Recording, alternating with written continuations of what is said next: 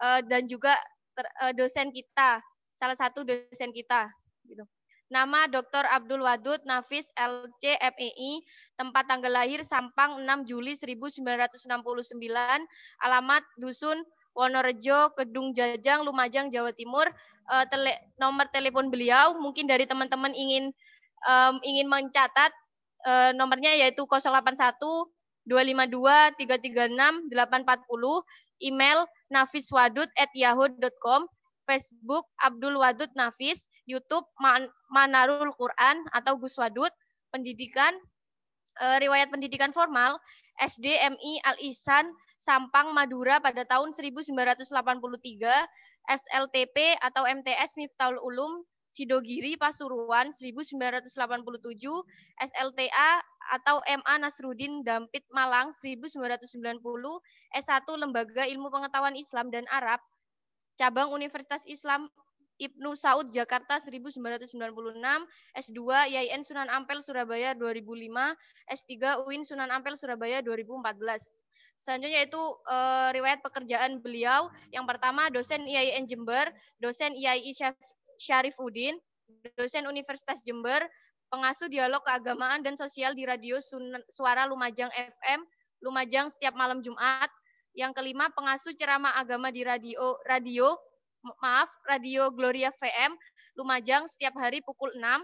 Yang keenam, pengasuh kultum di Radio Kota FM, nama radionya itu Kota FM, Probolinggo setiap hari sebelum azan sholat. Dan yang ketujuh, pengasuh ceramah agama dan budaya di Radio Dakwah Stein Jember. Yang kedelapan, pengasuh acara Lentera Islam di JTF Jember. Selanjutnya jabatan beliau, yang pertama anggota Senat IAIN Jember, yang kedua pengasuh PP Ummul Qura Jember, yang ketiga pengasuh PP Manarul Quran Kotorenon Sukodono Lumajang, yang keempat komisaris BMT Manarul Quran Sukodono Lumajang, yang kelima Direktur Lembaga Penelitian dan Pengembangan Ekonomi Islam Al-Falah, yang keenam Direktur Lembaga Penelitian dan Pengembangan Pendidikan Islam Lumajang, yang ketujuh Direktur Lembaga Konsultan Pendidikan Cendekia Lumajang. Selanjutnya pengalaman kerja beliau, yang pertama dosen Universitas Jember dosen Universitas Indonesia Jakarta pada tahun 1997 sampai 2006. Yang kedua dosen Universitas Borobudur Jakarta pada tahun 1994 sampai 1998. Yang ketiga, dosen Sekolah Tinggi Ilmu Ekonomi Matlaul Anwar Pandelang, Banten pada tahun 1995 sampai 1998. Yang keempat, wartawan majalah Mimbar MUI Jakarta 1994 sampai 1997. Yang kelima, wartawan tabloid Jumat Dewan Masjid Jakarta pada tahun 1994 sampai 1997. Selanjutnya Bapak Wadud ini juga sudah pernah mengunjungi beberapa negara yang ada di dunia, yaitu yang pertama Mesir pada tahun 2011, Emirat 2011, Malaysia 2012 dan 2013, terus Thailand pada tahun 2012 sampai 2013, di Singapura pada tahun 2013, Arab Saudi 2014, 2017 dan juga 2018. Mungkin banyak sekali teman-teman karya dari beliau, baik dari buku, terus kegiatan karya-karya ilmiah juga. Mungkin teman-teman bisa melihat nanti di kurikulum vitae yang akan dikirim oleh panitia, karena jika saya sebutkan satu persatu, Masya Allah banyak sekali ini karya yang sudah dibikin oleh Gus Wadud gitu. Jadi mungkin untuk mempersingkat waktu, saya persilakan kepada Pak Wadud untuk menyampaikan materinya. Waktu saya persilakan.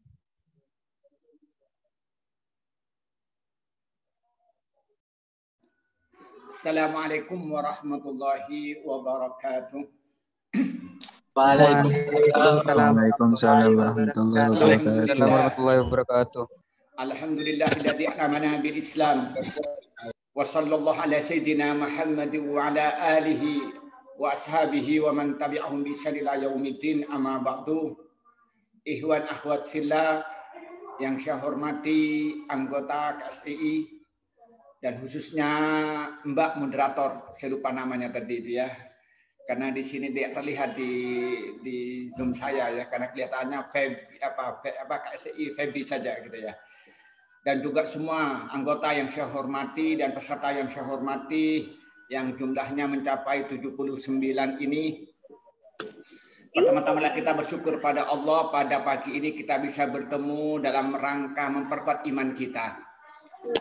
Karena dengan kuatnya iman ini kita akan bahagia dunia dan akhirat. Kedua kalinya rahmat dan salam sudah dicurahkan kepada Nabi Muhammad sallallahu alaihi wasallam. Ikhwan akhwat fillah, setiap orang yang hidup pasti inginnya bahagia.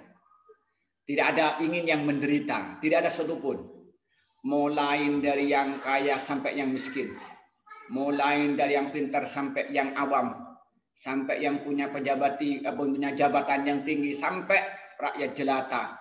Mulai pedagang koran sampai pedagang mobil, semuanya ingin yang bahagia. Nah, orang bermacam-macam cara mencari bahagianya itu. Ada yang bermimpi itu ingin mendapatkan kebahagiaan itu dengan cara mempunyai harta yang banyak. Ada yang berpikir mendapat kebahagiaan itu dengan punya jabatan yang tinggi. Ada yang berpikir punya kebahagiaan itu datang ketika mempunyai ilmu pengetahuan. Bahkan mungkin ada yang muda-muda ini punya pikiran kehidupan bahagia didapatkan ketika sang kekasih itu bisa didapatkan. Ya, kalau yang laki-laki dapat cewek yang diidam-idamkan, bagi perempuan dapat cowok yang diidam-idamkan begitu. Tetapi tidak pernah bertanya mereka itu bagaimana Islam itu menawarkan tentang kebahagiaan. Bagaimana Al-Quran menawarkan namanya hayatan thayyibah. Itu tidak pernah ditanyakan. Di dalam Al-Quran Allah berfirman, "Man amila salihan wa huwa mu'minun fanuhyiyannahu hayatan thayyibah." Man amila salihan min dzakarin aw unsa wa huwa mu'minun fanuhyiyannahu hayatan thayyibah. Jadi Allah menyatakan man amila salihan, barang siapa yang beramal soleh, min dzakarin dari laki-laki, wa unsa dan perempuan, wa huwa mu'minun dalam kandungan. Apa kata Allah? Fanuhyiyannahu hayatan thayyibah. Maka Allah akan memberikan hayatan thayyibah, kehidupan yang menyenangkan, kehidupan yang membahagiakan, kehidupan yang menenteramkan. Maka karena itu pada pagi ini kita perlu membicarakan tentang tauhid. Dan istilahnya dalam itu ada yang mengistilahkan akidah, ada yang mengistilahkan itu iman. Tapi kita karena temanya itu menggunakan istilah tauhid, saya akan membahas tentang tauhid. Nah, jadi kalau kita berpikir dari awal tentang bicara iman itu jadi penting. Tapi sebelum kita bicara tentang tauhid secara rinci, maka kita perlu memahami tentang Islam itu kayak apa. Maka kalau kita itu melihat tentang Islam, ya. Mohon saya diperbolehkan untuk dibuka. Saya mau nge-share PowerPoint. Share screen-nya dibuka. Mohon Mbak Operator, share screen-nya dibuka. Baik Pak, sebentar. Ya.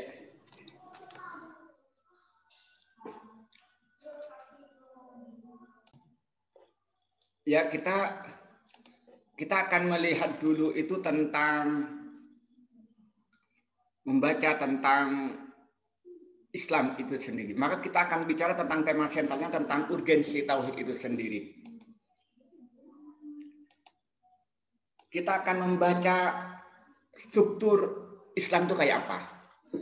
Maka Islam itu Islam itu akan merupakan agama yang universal. Islam agama yang mencakup segala aspek kehidupan manusia. Baik itu yang berkenaan dengan hati, baik itu berkenaan dengan anggota badan. Baik yang berhubungan dengan Allah atau berhubungan dengan makhluk Allah. Baik berhubungan dengan Allah dengan arti bagaimana kita itu meyakini Allah dan bagaimana meyakini kita tentang keesaan Allah dan bagaimana cara beribadah kepada Allah. Dan juga kita membahas bagaimana kita ini cara beribadah kepada Allah juga dibahas. Nah, kemudian juga di dalam Islam itu diajar bagaimana kita berinteraksi dengan manusia itu. Bagaimana kita ini bertransaksi dengan manusia. Dan juga tentang etika yang berhubungan dengan manusia itu. Maka Islam itu bicarakan tauhid. Tauhid itu bicara tentang yang hubungan dengan Allah, mulai beriman kepada Allah, beriman kepada kitab-kitab Allah, beriman kepada utusan Allah, beriman kepada malaikat Allah, beriman pada hari kiamat, kemudian beriman kepada qada dan qadar. Itu tentang tauhid. Kemudian kita bicara tentang syariat, bagaimana kita ini beribadah kepada Allah yang benar. Bagaimana cara salat yang benar, bagaimana cara berpuasa yang benar, bagaimana cara umrah yang benar, bagaimana cara haji yang benar, bagaimana cara zakat yang benar, itu dalam konteks syariat. Kemudian bagaimana dia itu kalau sudah punya waktunya menikah, bagaimana cara menikah, bagaimana laki dengan perempuan itu menjadi satu yang halal yang benar. Kemudian bagaimana kalau berbisnis, bisnisnya yang benar, bagaimana jual belinya benar, hutang pihutangnya benar, pegadaiannya benar. Nah kemudian pesan memesannya itu benar, wakil dan mewakilkan itu benar.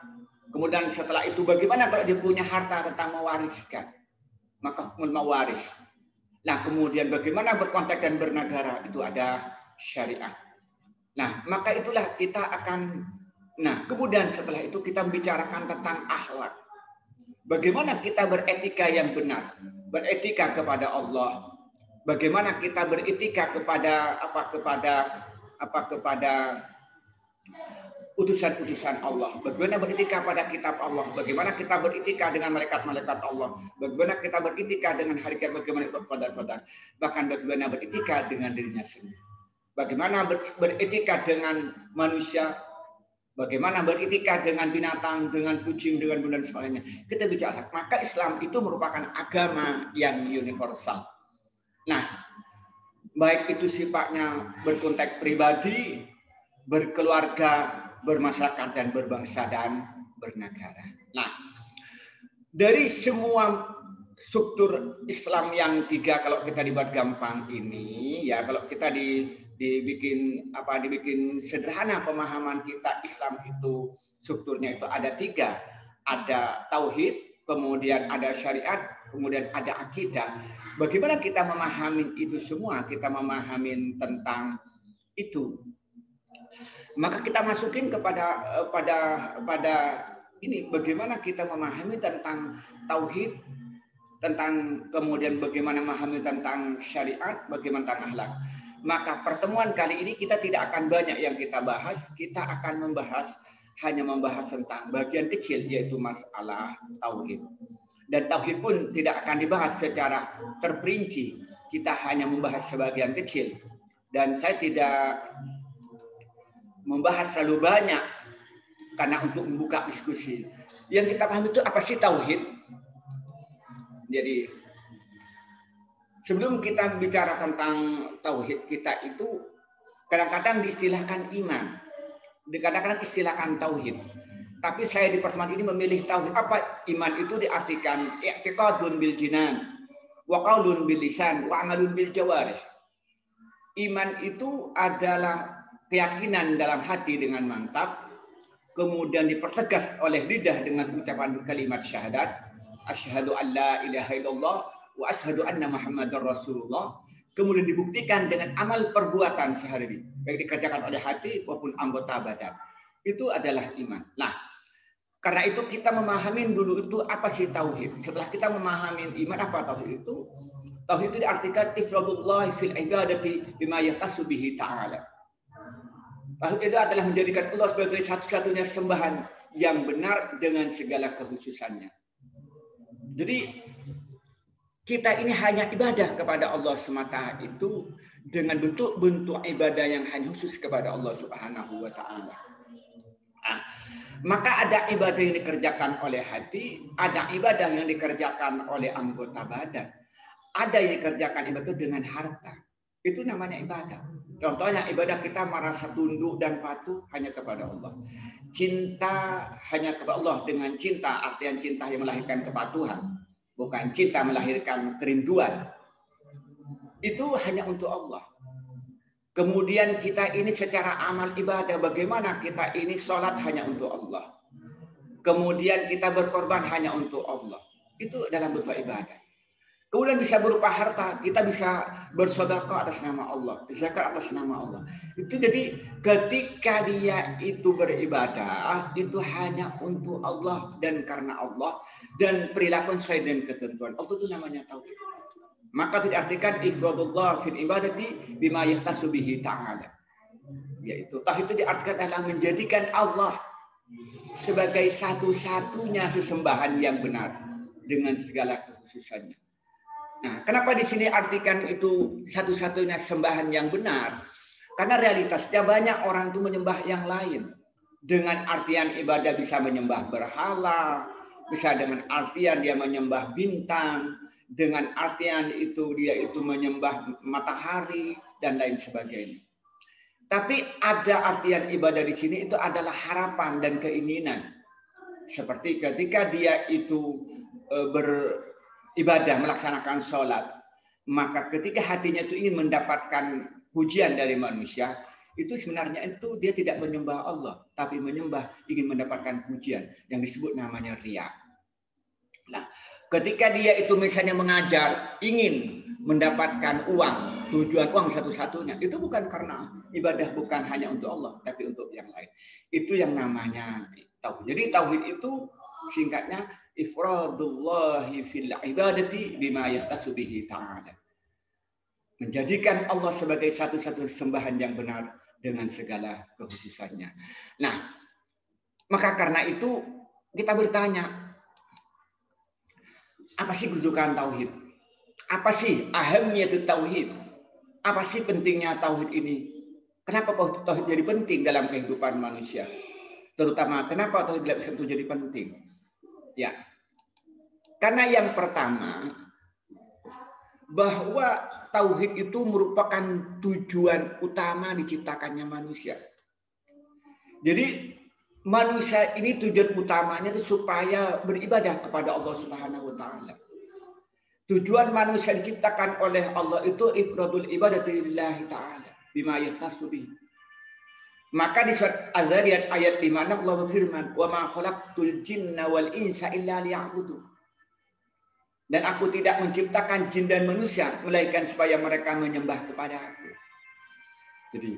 Jadi tadi dijelaskan bahwa tauhid itu adalah ifradul ibadati lillahi ta'ala bima yahtasu bihi. Artinya dia itu menghususkan ibadah kepada Allah semata. Nah, manusia diciptakan oleh Allah itu tidak ada lain, tidak ada tujuan kecuali mentauhidkan Allah, kecuali beribadah kepada Allah Subhanahu wa taala.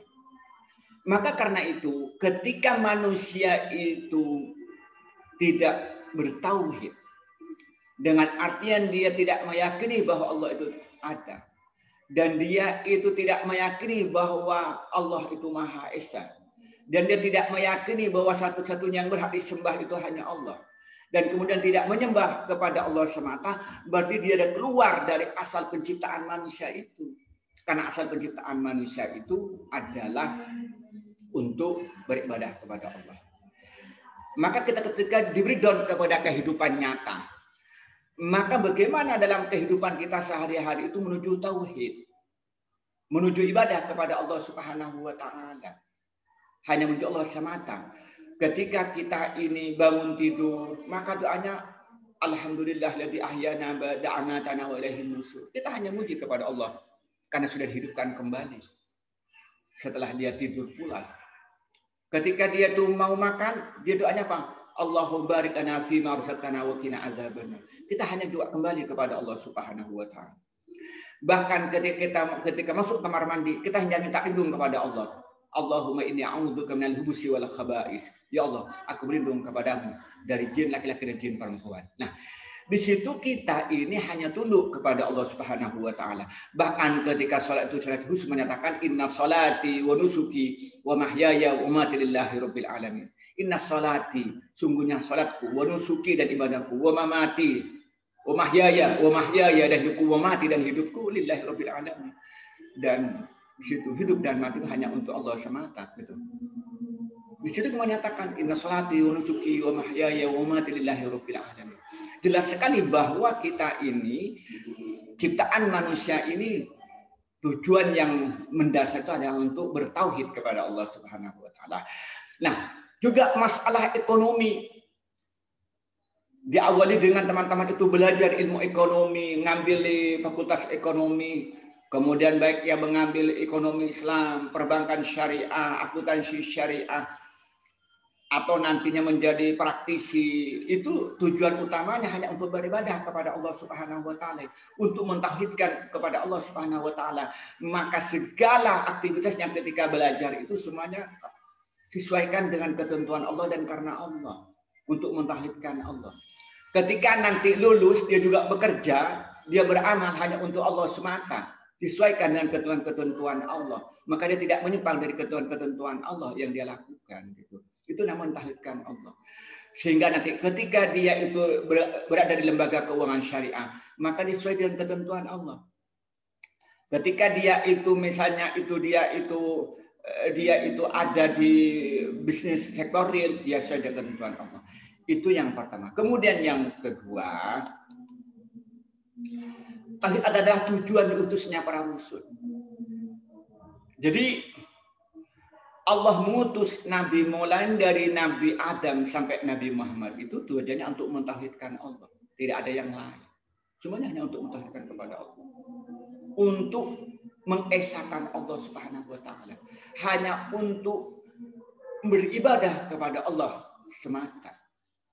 Nah, maka surat An-Nahl ayat 36 Allah berfirman, "Wa laqad ba'atsna fi kulli ummatin rasulan an i'budullaha wajtanibut taghut."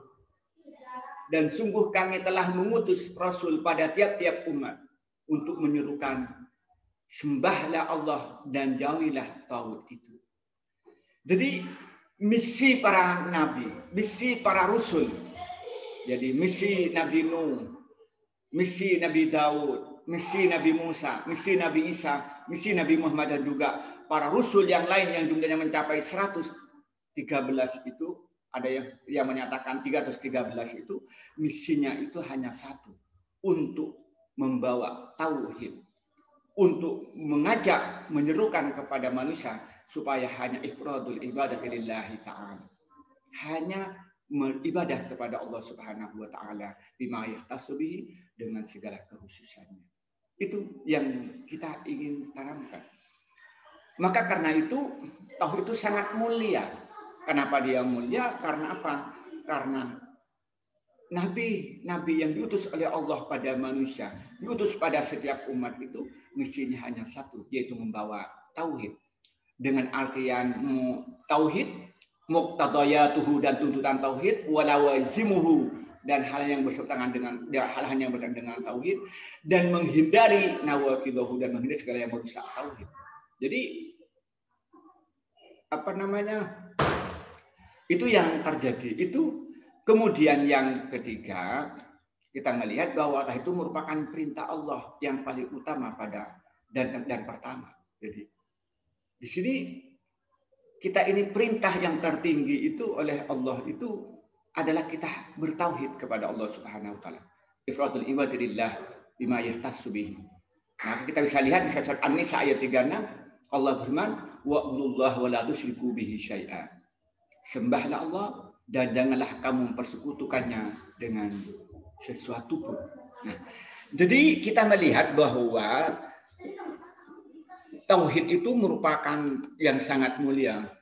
Ya, jadi tauhid itu sangat mulia. Kenapa?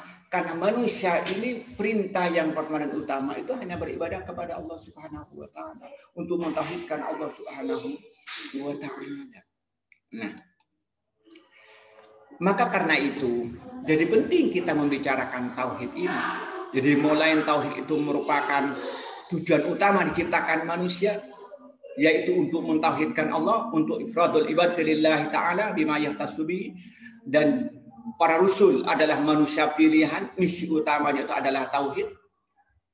Itu kemudian perintah pertama pada manusia itu sebelum yang lain itu adalah tauhid, ifradul ibadati lillahi ta'ala.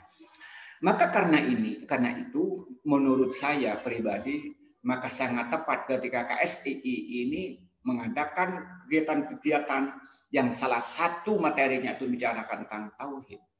Karena tauhid ini menjadi penting dalam kehidupan manusia. baik dalam konteks dunia dan ukhrawi.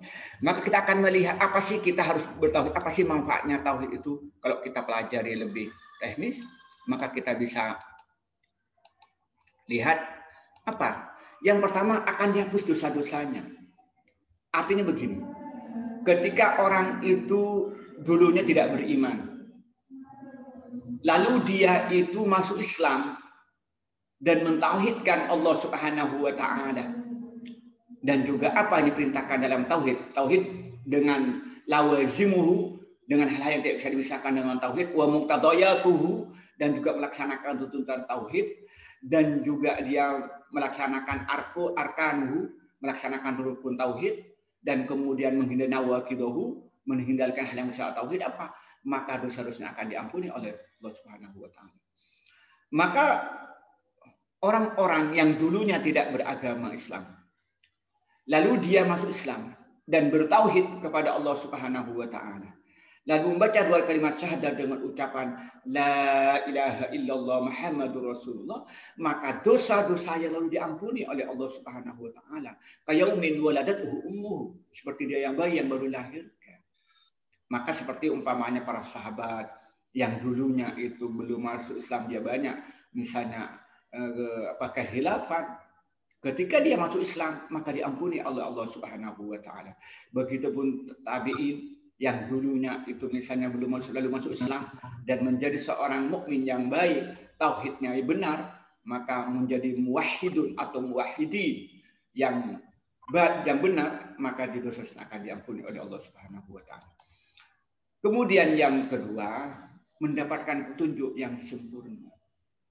Orang yang tauhidnya benar, apa yang terjadi? Maka otomatis dia itu akan beriman kepada Allah Subhanahu wa taala. Ketika beriman kepada Allah berarti iman kepada kitab-kitab Allah. Ketika beriman pada kitab Allah berarti dia melaksanakan kitab-kitab Allah. Kitab yang terakhir adalah Al-Qur'an, maka dia akan melaksanakan semua yang ada dalam Al-Qur'an. Baik itu berupa perintah maupun berupa larangan. Yang perintah dilaksanakan, yang larangan ditinggalkan. Kemudian beriman kepada utusan Allah dan Nabi yang terakhir atau utusan Rasul yang itu Nabi Muhammad. Maka dia akan menerima apa yang dibawa oleh Nabi Muhammad dan mengikuti apa yang diperintahkan oleh Nabi Muhammad dan mencontohkan Nabi Muhammad dalam kehidupan pribadi dan kehidupan berbangsa dan bernegara. Nah, dia itu juga beriman kepada malaikat. Ketika beriman kepada malaikat, apa? Dia sadar bahwa ada malaikat raqib dan atid. Ada malaikat yang ada di sebelah kanan, di sebelah kiri, ada di pundak kiri. Ketika beramal soleh, maka dicatat oleh malaikat raqib. Ketika beramal jelek, maka akan dilihat oleh malaikat atid. Apa yang terjadi? Maka segala aktivitasnya dia ini akan selalu sesuai dengan petunjuk Allah dan akan menghindari segala larangan Allah. Kenapa? Maka hanya mendapat petunjuk dari Allah Subhanahu wa taala. Begitupun ketika dia hatinya percaya dengan hari kiamat, dia sadar semua amal perbuatan akan diminta pertanggungjawabannya. Dan kalau itu baik akan dibalas kebaikan itu, kalau dia akan dibalas kejelekannya. Sehingga apa dengan keyakinan itu, maka perilakunya akan benar. Dan titik yang terakhir adalah qada dan qadar. Maka dia akan melakukan sesuatu dengan sungguh-sungguh, tapi pada akhirnya pasrah kepada Allah. Dalam konteks sekarang corona, secara zahir dia akan melakukan protokol kesehatan secara sempurna, harus cuci tangan, kalau terpaksa salaman dengan orang langsung cuci tangan, pakai antiseptik, kemudian pakai kumamah, pakai masker. Tetapi tidak kalah pentingnya harus pasrah kepada Allah, khairihi wa syarrihi minallah. Semuanya menentukan oleh Allah. Itu apa? Karena berawal dari tauhid, berawal hanya ibadah kepada Allah Subhanahu wa taala. Berawal hanya tunduk dan patuh hanya kepada Allah Subhanahu wa taala, dan dia tunduk dan patuh apa yang berkenaan dengan masalah tauhid.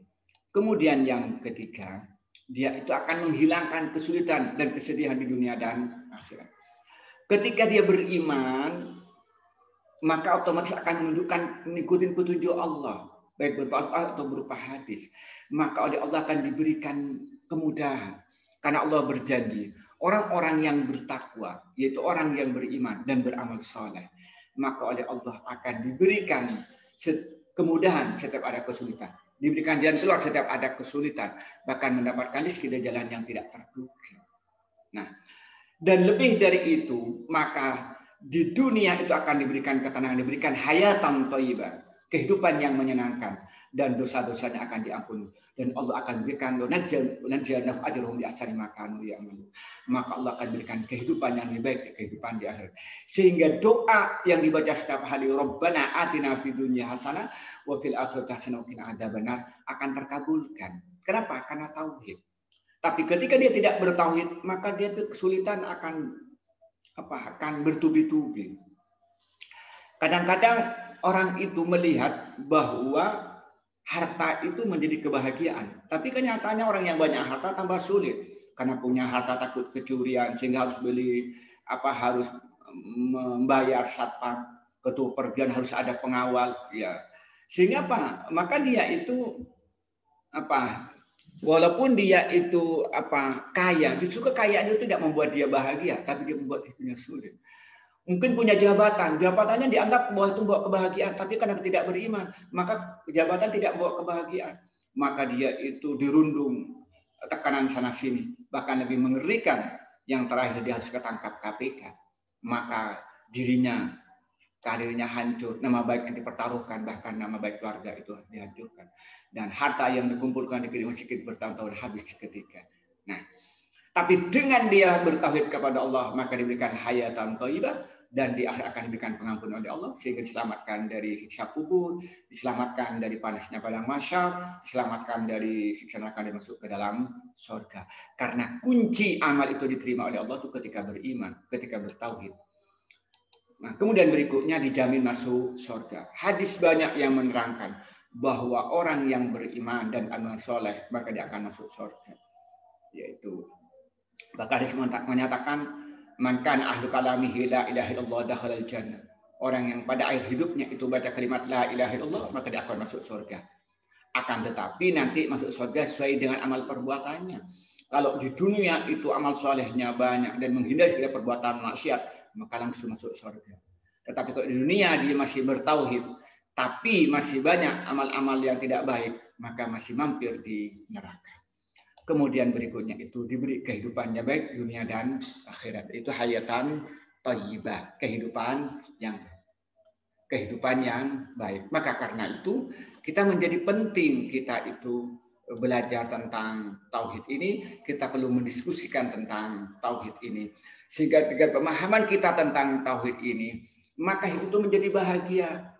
Yang masih remaja kayak Ikhwan Akhwat Fillah ini, teman-teman ini menjadi senang.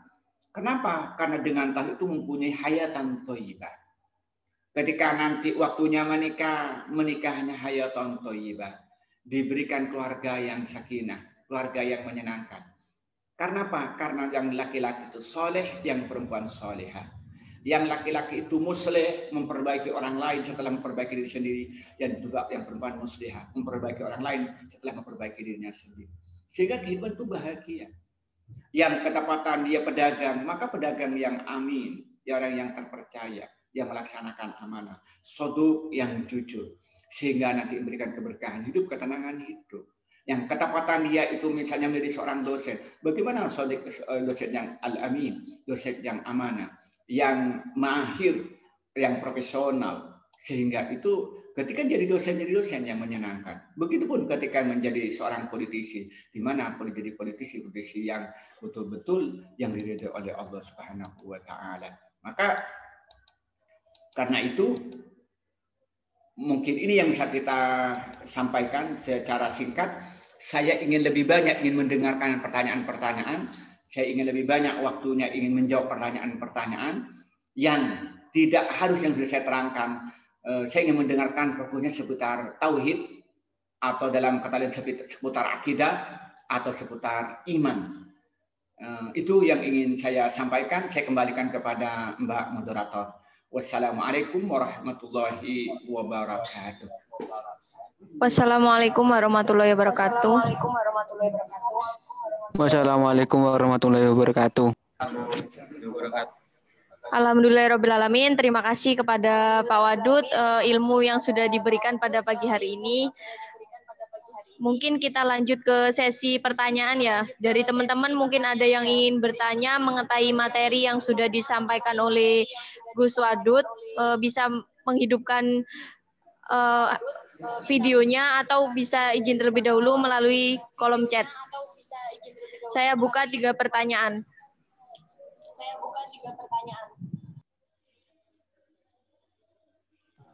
Ini dari Rindiani Putri. Ya, monggo. Bisa menyebutkan nama dan juga nama kelompok ya. Ini juga ada Ikhwan juga, Ferry. Ya, Kak. Sebentar ya, karena ini ada yang tanya lumayan banyak, jadi saya pilih 3 orang saja. Ahwat dan juga Ikhwan. Yang Ahwat yang pertama yaitu Rindiani, yang Ikhwan yaitu Ferry, yang ketiga Nurdiana. Saya persilakan terlebih dahulu ke Rindiani. Sebutkan nama dan juga nama kelompoknya. Assalamualaikum warahmatullahi wabarakatuh. Waalaikumsalam warahmatullahi wabarakatuh. Saya Rindiani Putri Dewi dari kelompok 3 Ibnu Miskawai. Saya mau bertanya terkait tauhid. Tauhid sendiri kan tadi katanya menyembah hanya untuk Allah. Bagaimana dengan orang-orang yang hanya fokus ke dunia akhirat sehingga mereka lupa dengan kehidupan dunia, seperti mereka lupa dengan menafkahi istri, anak, dan lain sebagainya. Apakah itu disebut orang yang bertauhid? Terima kasih. Wassalamualaikum warahmatullahi wabarakatuh. Ya, terima kasih. Saya langsung jawab ya. Ya, Jadi, boleh, Pak, monggo. ya, di dalam Islam itu ibadah itu kullu ma yuhibbuhullah wa yardahu. Yang disebut ibadah itu setiap sesuatu yang dicintai Allah dan diridhai oleh Allah. Nah, kemudian apa yang dicintai oleh Allah itu ada yang berhubungan langsung dengan Allah, ada hablumillah, ada hablum minan nas. Ya, ada yang berhubungan langsung dengan Allah, ada yang berhubungan dengan manusia. Nah, kemudian Allah menyatakan dalam Al-Quran, menyatakan kita ini disuruh menyembah Allah, tapi jangan sampai melupakan juga urusan dunia. Nah, kemudian ingin sampaikan di sini, ingin sampaikan secara singkat, bahwa ketika kita beribadah kepada Allah, berarti kita melaksanakan perintah Allah. Nah, salah satu perintah Allah kita ini suruh mencari nafkah untuk kepentingan diri sendiri, untuk kepentingan orang lain yang menjadi kewajiban. Di sini dalam Al-Quran menyatakan, فَإِذَا قُضِيَتِ الصَّلَاةُ فَانْتَشِرُوا فِي الْأَرْضِ وَابْتَغُوا مِنْ فَضْلِ اللَّهِ وَاذْكُرُوا اللَّهَ كَثِيرًا لَعَلَّكُمْ تُفْلِحُونَ. Ketika sholat itu dilaksanakan, maka kamu bertebarlah di muka bumi untuk mencari rizki Allah, mencari karunia Allah. Tetapi jangan lupa ketika mencari rizki, selalu ingat kepada Allah Subhanahu wa Ta'ala. Kemudian yang kedua, kita hanya menyatakan bahwa memberi nafkah pada istri itu adalah kewajiban daripada seorang suami. Memberikan nafkah kepada anak itu kewajiban daripada seorang ayah. Maka ketika dia mentauhidkan pada Allah, maka dia wajib memberi nafkah kepada istri dan anaknya. Maka karena itu, saya ingin menyatakan, ibadah di dalam Islam itu bukan hanya dengan artian hanya wiritan, hanya sholat, tapi segala aspek kehidupan. Maka sampai duduk pada pagi ini, ketika sampai ini duduknya itu untuk mengaji karena Allah dan mencari ilmu Allah dan yakin karena Allah, itu adalah termasuk ibadah.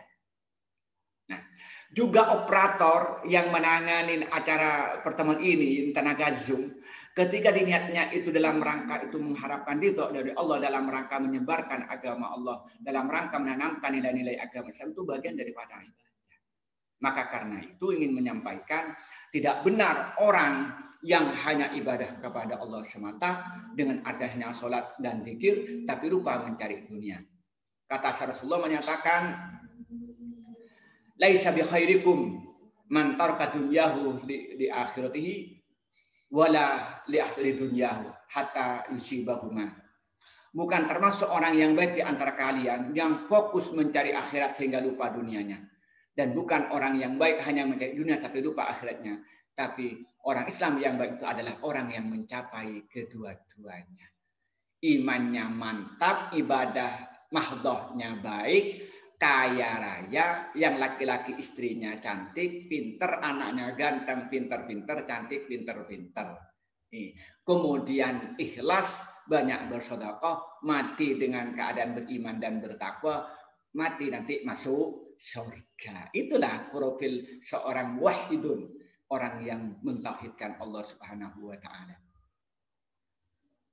Dan Allah berikan contoh Nabi Muhammad atau diberikan pada contoh pada Abu Bakar. Abu Bakar itu adalah sahabat yang paling tinggi imannya.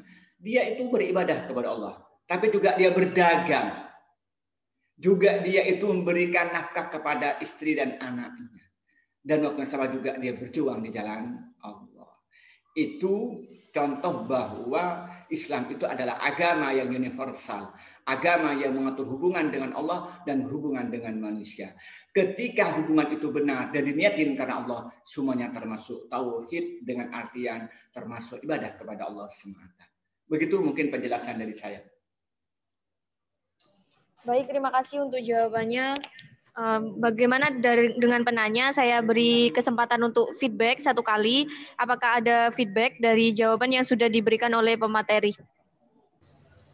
Tidak, Kak. Sudah cukup. Baik, terima kasih. Kita lanjut ke pertanyaan yang kedua, dan alhamdulillah ini sudah nulis di kolom komentar. Saya bacakan ya, Pak. Ya, pertanyaannya itu dari Ferry, kelompok 1, Abu Hanifah. Pertanyaannya, dari materi yang saya tangkap tahu mengenai tauhid ialah ibadah semata-mata karena Allah. Pertanyaan saya, bagaimana jika kita ibadah, contohnya kita sholat karena takut masuk neraka, atau kita sholat karena ingin masuk surga? Apakah itu termasuk ibadah bukan karena Allah? Seperti itu, Pak, pertanyaannya. Mungkin bisa langsung dijawab. Jadi kata-kata ifradul ibadillah ta'ala bima yahtassu bihi, yakni mentauhidkan Allah, dia mengesahkan Allah dengan artian dia yakin bahwa Allah itu ada, yakin bahwa Allah itu Maha Esa, dan tidak ada satu yang menyekutuai Allah, baik sisi zatnya, sifatnya, dan amal perbuatannya. Dan dia yakin bahwa hanya Allah yang berhak disembah semata-mata, itu namanya tauhid. Kemudian masuk pada berikutnya itu dalam konteks ikhlas. Itu yang ditanyakan adalah zona ikhlas. Ikhlas itu ada paling tidak ada 3 tingkatan. Ada yang menyatakan 4 tingkatan ikhlas itu. Ikhlas yang tertinggi itu karena cinta kepada Allah. Itu cinta itu yang tertinggi. Itu karena mengharapkan ridho dari Allah. Itu cinta yang tertinggi. Ikhlas yang tertinggi. Kemudian di bawahnya itu dia itu ibadah karena ingin masuk surga. Kemudian yang ketiga di bawahnya lagi itu dia beribadah karena takut masuk neraka. Nah, kemudian yang keempat itu beribadah karena ingin mendapatkan manfaat, ingin mendapatkan barokah dari ibadah. Seperti kalau sedekah supaya hartanya berlipat ganda. Supaya ketika dia sedekah supaya terhindar dari bala musibah. Nah, seperti ketika dia baca Waqiah supaya rezekinya dipermudah. Itu, nah, ini keempat-empatnya semuanya ikhlas. Tapi ikhlas yang tertinggi itu yang dimiliki oleh para rasul, para nabi, para siddiqin, para wali itu ibadahnya itu tingkat tinggi tadi, yaitu apa yang dikerjakan hanya ingin mendapatkan ridho dari Allah. Apa yang dikerjakan karena cinta kepada Allah Subhanahu wa taala. Sehingga para sahabat mempunyai gelar radhiyallahu anhum wa radu'an. Allah ridho dan mereka ridho kepada Allah Subhanahu wa taala. Nah, ketika dia ibadah tingkatan pertama itu karena cinta kepada Allah, maka ketika ibadah itu menikmati. Karena dia cinta kepada Allah. Ketika sholat dia menikmati dengan sholatnya. Ketika puasa itu menikmati dengan puasanya. Ketika haji dia menikmati dengan hajinya. Ketika sedekah dia menikmati dengan sedekahnya. Itu karena cinta. Karena dia beribadah karena cinta. Nah, kemudian ketika ibadah tadi itu karena ingin mendapatkan surga, maka hanya punya motivasi di bawahnya. Ingin dia beribadah sebanyak-banyaknya dengan dia menghitung. Oh, kalau saya sholat sendirian dapat 1. Kalau berjamaah mendapat 27. Itu jadi ngitung-ngitung. Seakan-akan dirinya itu mempunyai hitungan sendiri untuk masuk surga. Nah, kemudian yang ketiga, ketika dia ibadahnya ingin masuk neraka, karena takut masuk neraka, biasanya malas. Sholat ngambil penting-pentingnya saja. Kalau tadi ingin masuk surga, mungkin bisa berjamaah, dia bisa zikiran. Tapi kalau ibadah karena takut neraka, mungkin terjadi kepada saya dan juga kepada ikhwan akhwat ini, yang ambil yang wajib-wajib saja, pokok selamat dari neraka. Sholat 5 waktu, yang nggak berjamaah, sholatnya cepat, kadang-kadang sholat di akhir waktu. Dan kadang-kadang kalau dia punya harta sampai 1 nisab, mengeluarkan zakat pas-pas saja, tapi nggak mau sedekah. Puasa hanya puasa Ramadan, tidak mau bulan Syawal, tidak mau Senin Kemis. Ya yang wajib-wajib karena takut masuk neraka. Nah, yang paling payah itu ketika dia ibadahnya itu karena ingin mendapatkan kenikmatan dunia. Tapi bukan riya, tapi misalnya dia itu baca Quran supaya nanti rezekinya dipermudah. Baca surat Quran supaya jabatannya tinggi dan sebagainya. Baca Quran kalau menjelang ujian, zikir kalau menjelang ujian supaya nilainya baik gitu. Maka karena itu saya ingin menyatakan keempat-empatnya itu termasuk mentauhidkan Allah, tapi tingkatan yang tertinggi ini ketika ibadah itu, ketika dia itu melakukan peribadahan itu karena cinta kepada Allah, karena mengharapkan ridho dari Allah Subhanahu wa taala. Itu diterangkan misalnya dalam kitab di Al-Ikhlas wan Niyah yang diterangkan oleh Syekh Qurdawi dalam kitabnya ini. Mungkin itu jawaban saya. Persilakan kalau ada pertanyaan balik. Baik, terima kasih Pak untuk jawabannya. Bagaimana untuk penanya? Apakah ada feedback dari jawaban dari pemateri? Akina Ferry, bagaimana?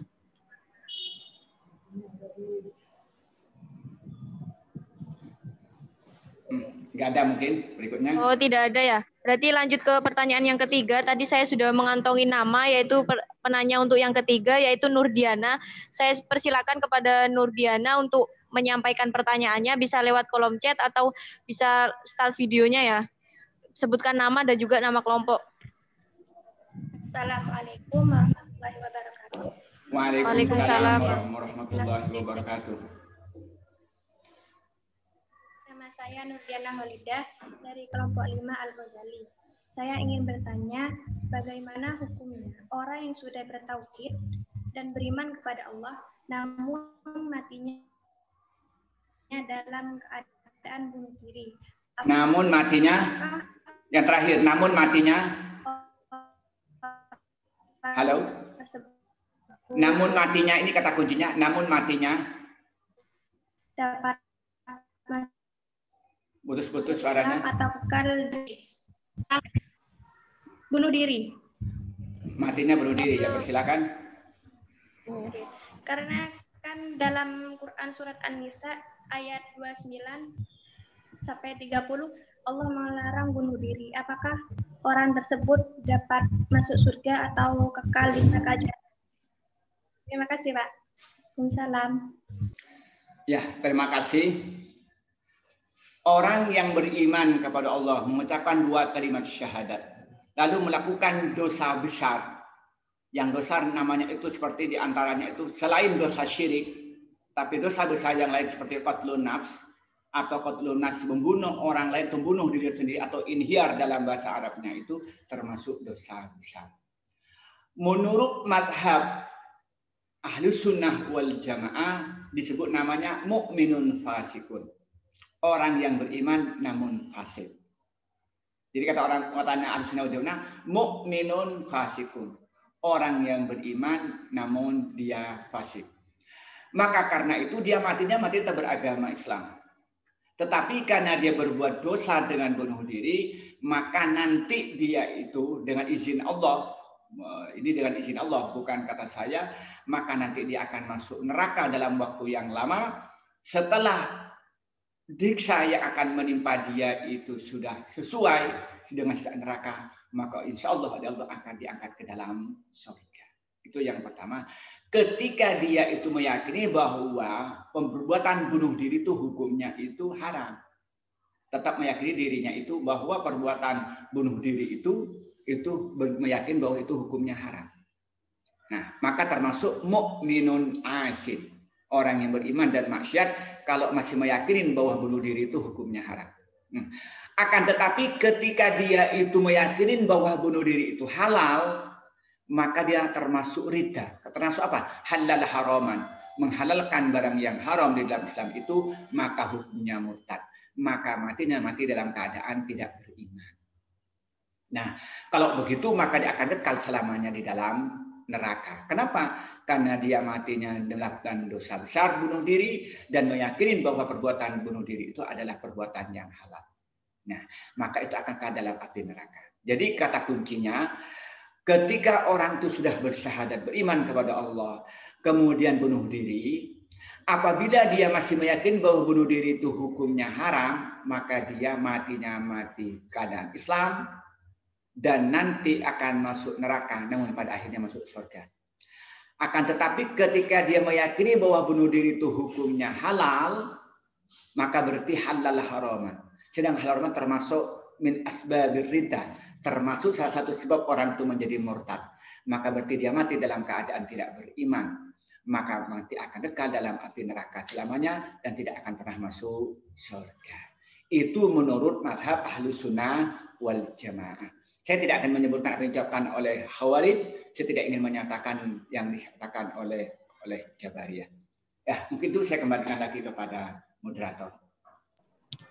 Baik, terima kasih Pak untuk jawabannya. Bagaimana untuk Ukti Nurdiana, apakah ada feedback mengenai jawaban yang sudah diberikan oleh pemateri?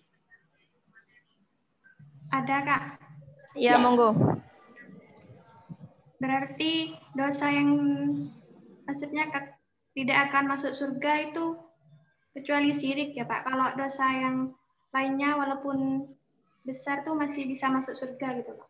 Ya, di dalam mazhab Ahlus Sunnah wal Jamaah dari 360 dosa besar yang dikumpulkan oleh Imam Az-Zahabi dalam kitabnya Al-Kabair, itu selain dosa syirik itu akan diampuni oleh Allah selama dia meyakini perbuatan dosa itu adalah perbuatan dosa, tidak meyakini halal, yang kedua masih mau bertobat. Akan tetapi kalau dia itu tidak mau bertobat atau tidak sempat bertobat, maka nanti akan diawali dengan diazab di dalam kubur dan juga di neraka. Tapi pada akhirnya akan dimasukkan dalam surga. Karena sesuai dengan tema awal, selama dalam hati itu masih ada iman, sekecil apapun, walaupun dosanya itu banyak, maka pada akhirnya akan masuk surga. Itu yang diterangkan dalam kitab Al-Iman yang dikarang oleh Imam misalnya Ibnu Taimiyah kitab Al-Iman, dan juga yang dikarang oleh misalnya Said Sabiq dalam kitabnya Al-Aqaid Al-Islamiyah. Jelas ya? Baik, terima kasih Pak. Ini karena waktunya masih 11 menit, apakah boleh Pak saya buka satu pertanyaan lagi? Karena tadi ahwatnya sudah 2, jadi kita beri kesempatan untuk Ikhwan 1 kali lagi. Tadi yang minta bertanya yang paling atas ini Rahmat Akbar Maulana. Dipersilakan kepada Rahmat Akbar Maulana menyampaikan pertanyaannya. Jangan lupa sebutkan nama dan juga nama kelompok ya. Saya persilakan.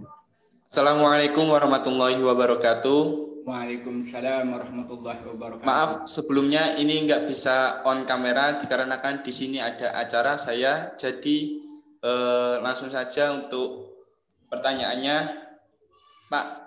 Iman itu artinya percaya. Percaya itu kita itu harus percaya adanya Allah Subhanahu Wa Taala dan Nabi Muhammad itu Nabi yang terakhir yang ke-25. Nah, kenapa di zaman sekarang mulai dari zaman sahabat Nabi, kenapa kok masih ada orang yang mengaku bahwa dirinya itu Nabi? Itu apakah orang itu tidak mempunyai iman atau gimana, Ustadz? Terima kasih. Ya, terima kasih. Jadi Nabi dan mutanabbi. Ada Nabi yang benar, ada orang yang mengaku-ngaku Nabi. Dan ketika Nabi Muhammad itu masih hidup, Nabi Muhammad sudah menjelaskan bahwa nanti ada orang yang mengaku Nabi, itu dijelaskan. Dan ternyata terbukti begitu Nabi Muhammad wafat ada namanya Musailamah al-Kadzab. Jadi dia mengaku Nabi. Jadi setelah Nabi Muhammad wafat ada orang yang mengaku Nabi dan pengikutnya banyak sekali. Dan dia itu berhasil ditumpas dan dibunuh pada pemerintahan Abu Bakar. Walaupun menelan korban sahabat sangat banyak sekali. Sampai yang terbunuh itu kurang lebih 70 sahabat yang penghafal Quran. Nah, juga sampai Indonesia itu ada yang mengaku Nabi. Jumlahnya banyak di Indonesia yang mengaku Nabi. Bahkan ada yang perempuan yang mengaku Nabi itu ada. Itu yang pertama. Yang kedua, orang yang mengaku Nabi itu banyak motifnya.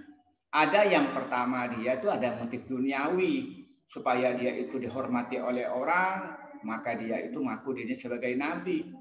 Ya, itu dia mengaku mempunyai ajaran baru yang dia bawa gitu. Itu juga motif duniawi. Ada orang itu ingin mendapatkan harta kekayaan karena dengan dia itu menjadi nabi, mengaku sebagai nabi, maka banyak pengikutnya, maka nanti banyak harta yang mengalir. Nah, kemudian yang ketiga bisa jadi dia itu mempunyai guru yang salah sehingga dia itu memahami Al-Qur'an itu salah, memahami hadis salah, maka dia mengaku dirinya nabi.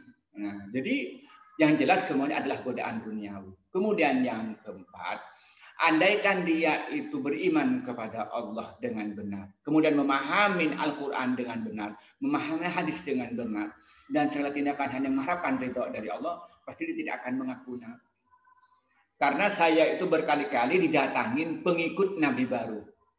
Pengikut nabi baru itu dia itu membawa ayat-ayat Al-Quran untuk membenarkan pendapatnya. Nah, ketika saya diskusi dengan dia, saya dilayani dengan bahasa yang halus, kaulan layinan dengan bahasa yang lemah lembut, kemudian kaulan sadida dengan kata-kata yang benar, kaulan ma'rufah dengan kata-kata yang komunikatif dengan dia itu, kaulan karimah dengan kata-kata yang dapat menghormati dia. Ternyata dia tidak bisa menjelaskan secara rinci. Ketika menyebutkan Al-Quran, saya bilang persilakan kita diskusi pakai Al-Quran, tapi catatannya hanya dua. Yang pertama, kita itu harus ikhlas. Yang kedua, berdasarkan ilmu-ilmu Al-Quran. Ternyata yang datang dia tidak punya ilmu Al-Quran. Memahami teks Al-Quran tidak paham. Nah, berarti dia kan salah memilih guru gitu ya. Nah, kemudian setelah saya kejar, ternyata riwayat hidupnya orang-orang yang mengaku nabi itu ya lebih banyak kecenderungan duniawi gitu. Nah, maka karena itu saya ingin menyatakan kata kuncinya. Kenapa dia mengaku nabi? Ya, seperti kata sampean tadi, karena dia itu tidak beriman kepada Allah. Kemudian yang kedua, dia itu karena salah dalam memahami Al-Quran dan hadis. Yang ketiga, karena ada godaan-godaan duniawi, bisa jabatan, bisa kekayaan, bisa popularitas, dan lain sebagainya. Itu mungkin jawaban singkat saya. Baik, terima kasih Pak untuk jawabannya. Bagaimana Aki Rahmat, apakah ada feedback dari jawaban yang sudah disampaikan oleh pemateri? Maaf Kak, mau nambahin lagi mau ya. tanya lagi. Ya, ini di zaman sekarang itu, apalagi kita di masa-masa perkuliahan ini, apalagi maba, mahasiswa baru, itu biasanya dideketin orang tapi dengan aliran yang salah. Nah, bagaimana cara kita sebagai mahasiswa baru untuk tidak salah mengambil dalam agama aliran-aliran tersebut? Biasanya itu ada Ustadz kalau mengajak seseorang itu dengan cara seperti Ustadz tadi, cara lemah lembut, dengan kasih sayang kayak gitu. Itu gimana? Kita sebagai mahasiswa baru biar nantinya kita tidak terjerumus dengan aliran-aliran yang baru kayak gitu. Terima kasih. Ya, terima kasih. Saya singkat saja karena waktu kita mepet. Sebenarnya sederhana. Yang pertama, berguru kepada dosen-dosen dalam masalah agama yang sudah disepakati keahliannya. Misalnya tanya pada senior, kira-kira di FEB itu yang ahli ilmu agama siapa sih? Kira-kira begitu. Atau di YIN secara makro, kira-kira itu yang ahli agama itu siapa sih? Atau ditarik di Jember, kira-kira ilmu agamanya yang standar itu siapa? Sehingga kita bisa melihat YouTube-nya atau pengajiannya. Dalam konteks nasional, kira-kira siapa sih kiai-kiai atau ulama atau ustadz yang pengetahuannya itu standar, bukan ustadz baru. Nah, kemudian secara internasional yang ketepatan bisa bahasa Inggris atau bahasa Arab itu siapa? Jadi kata kunci yang pertama harus melihat siapa gurunya itu. Itu guru yang mempunyai sanad. Nah, saya selalu kalau saya itu diminta bicara selalu saya menjelaskan riwayat pendidikan saya.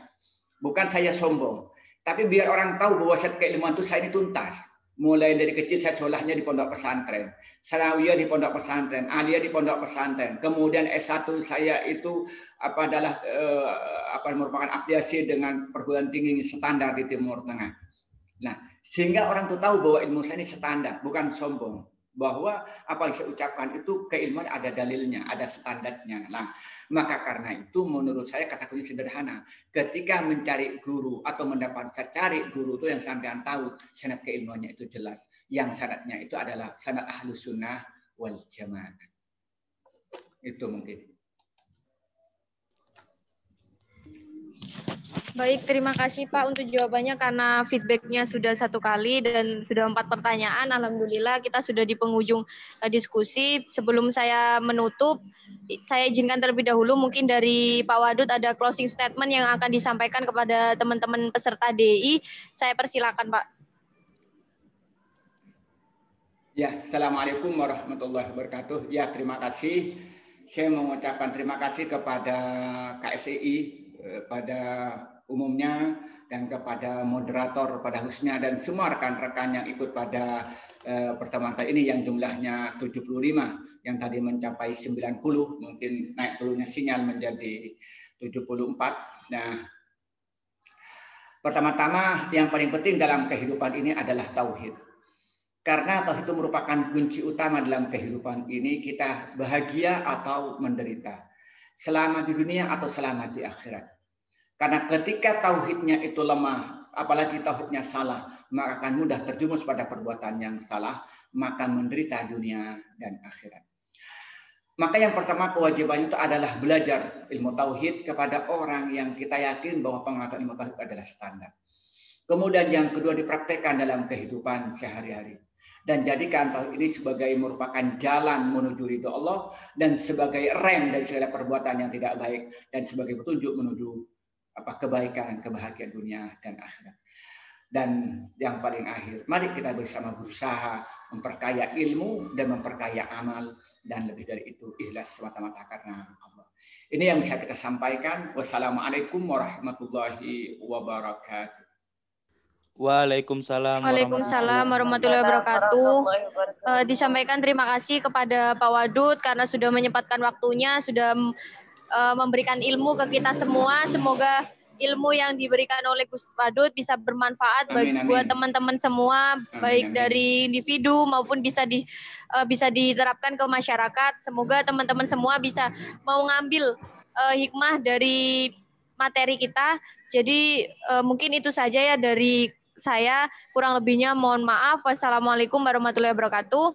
Waalaikumsalam warahmatullahi wabarakatuh. Saya ingatkan kembali ya kepada teman-teman peserta DI, jangan lupa resum materi yang sudah didapatkan, yaitu materi ketauhidan, sebelum habis ini lanjut ke materi ke ekonomi Islam. Jadi teman-teman diberi waktu terlebih dahulu 15 menit untuk meresum. Jangan lupa tag IG KSEI FEBIN Jember dan juga IG pemateri. Untuk IG pemateri bisa teman-teman lihat di grup anggota ya. Mungkin itu saja teman-teman, sampai jumpa di materi selanjutnya ya. Berarti jam 10.10 ya, 10.10 teman-teman sudah gabung lagi ke room ya, atau yang tidak keluar room ya nggak apa-apa, monggo. Dan satu lagi teman-teman, kalau bisa IG-nya jangan dikunci ya, soalnya panitia mau menilai itu tidak bisa karena ada beberapa peserta yang IG-nya itu dikunci gitu. Itu saja ya. Ya, nanti saya jam 10.10. Saya keluar Mbak ya. Oke Pak, terima kasih. Sama-sama.